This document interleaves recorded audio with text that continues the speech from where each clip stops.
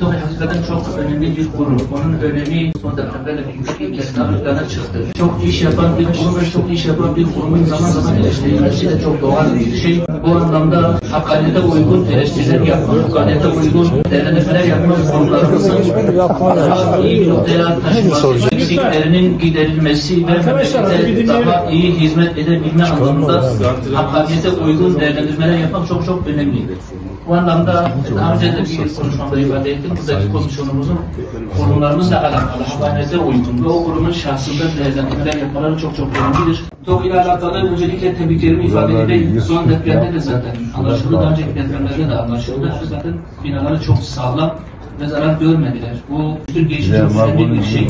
Bu güzel çalışmaların devam etmesi de çok önemli. Ama elbette ki bir iki hususu da söylemekten de geri durmayacağım. Bu kadar değerli çalışmalar yapan bir kurumun bu şekilde gölgeden kalmasını ben doğrusu içime sindiriyorum. İskelet anlamda, temel anlamda, yapay inşaat anlamda çok sağlam binalar yapar. Ama mesele işçilik diye tabir ettiğimiz, işte sıvası, boyası, patlısı, elektriği tesisattan noktasına geldiği zaman çok ciddi eksikler ve sıkıntılar gelir. Bu eksiklikler TOG'un genel bütün çalışmalarına gölge düşürüyor.